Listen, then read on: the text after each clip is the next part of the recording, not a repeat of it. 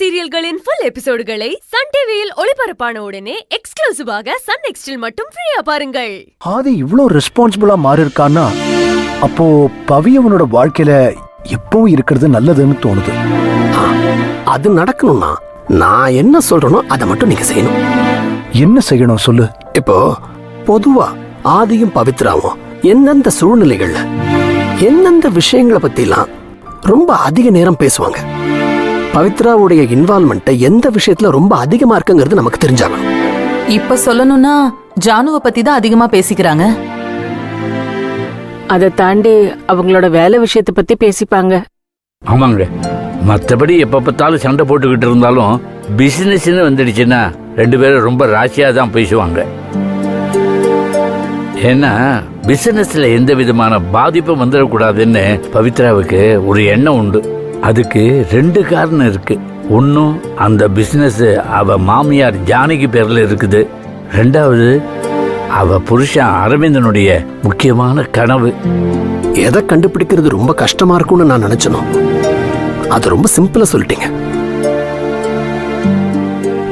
ஆக ஆதி ஜானுவுக்கு பிறகு பவித்ரா ரொம்ப இன்வால்மெண்டோட இருக்கிறது பிசினஸ்ல. அதுவும் இப்ப முக்கியமா ஆரம்பிச்சிருக்காங்களே ஒரு வியாபாரம், அதுதான். அதாவது அரவிந்துடைய ட்ரீம் ப்ராஜெக்ட்ல. ஆமாப்பா. சார், இப்ப நாம முதல்ல வேட்டு வைக்க போறது அந்த ட்ரீம் ப்ராஜெக்ட்ல தான். அரவிந்துடைய ட்ரீம் ப்ராஜெக்டுக்கும் பவித்ராவுக்கும் எந்த விதமான சம்பந்தமும் இல்லாம பாத்துக்கணும். அதுல இருக்கிற பவித்ராவுடைய டோட்டல் கனெக்ஷனையும் கட் பண்ணணும். என்ன சொல்ற? அது எப்படிப்பா? இந்த ப்ராஜெக்ட்ல இருந்து அவளை விலக்கிட்டா அவளால அதை தாங்க முடியாது. சார், நான் ஏன் இப்படி சொல்றேங்கிறது உங்களுக்கு இப்ப புரியாம இருக்கலாம், ஆனா போக போக உங்களுக்கு கண்டிப்பா புரிய வரும்.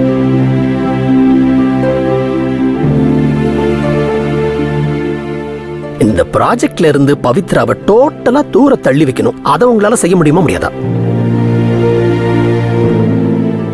சரிப்பா, கண்டிப்பா செய்யறேன்.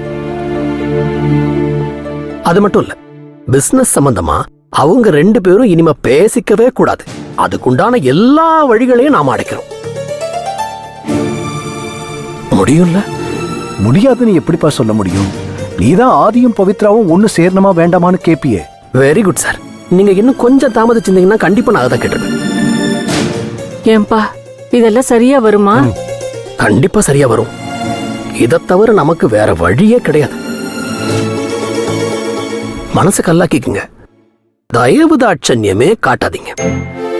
அவங்கள சுத்தி வளைச்சு 4 பக்கமும் இருந்து நாம அட்டாக் பண்ணுவோம்.